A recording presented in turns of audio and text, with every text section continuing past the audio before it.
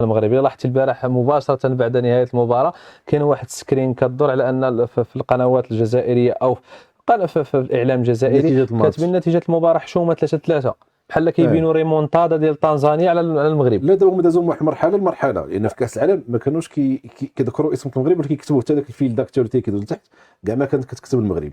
نهار انتصرنا داك الانتصار الكبير على اسبانيا في ثمن نهائي ديال كاس العالم، الخبر هذه راه خصها تدرس في المعاهد ديال الصحافه، تكتب المنتخب الاسباني ينهزم بضربات الترجيح في ثمن نهائي كاس العالم ضد الجنون. الله اعلم.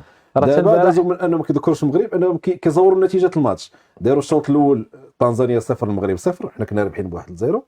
ملي صار الماتش داروا 3-3. يعني حاله مرضيه مستعصيه. دابا بنادم الانسان يعني المتفرج واللي غيتسائل ما فهمتش انا اش جاب النتيجه الحقيقيه، ما فهمتش العقده هذه اللي ولات ماشي هوس مرضي تجاه المغرب. ولا سهل الله ديال داك، ولا سهل الله ديال داك اللقب، يقدرش تدو ديك القناه ديالهم حاجه اي مرض ممكن يلقاوه يسميوه المغرب.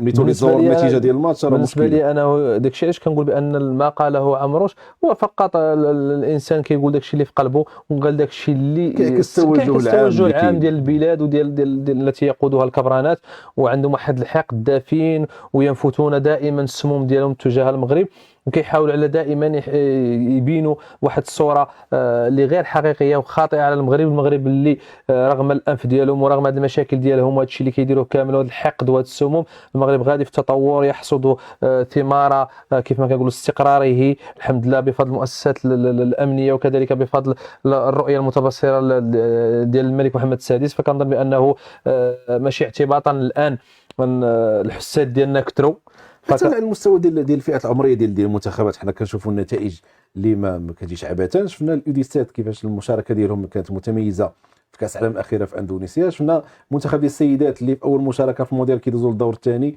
منتخب الكبار وصل لدومي فينال ديال كاس العالم، وكنتمناو ان شاء الله نمشي بعيد في هذه لاكان هذه. عندك المنتخب الاولمبي اللي الصيف اللي فات دا لاكان ديال يو 23 تاهل الاولمبياد ديال باريس. دابا في مداخله ديالنا مع المدرب التونسي سعد الشابي قال ان الامور اللوجستيكيه اللي كتوفرها الجامعه الملكيه المغربيه لكره القدم، المنتخب المغربي في مشاركاته الخارجيه تضاهي المنتخب المانيا ومنتخب الارجنتين. يعني كاين عمل ملي كتخدم راه كتجني الثمار. كل مجتهدين بقاو دايرين نتوما دوك لي بلاطو ديالكم وبقاو تهضروا فينا، وحنا الحمد لله راه حنا غاديين. لاحظت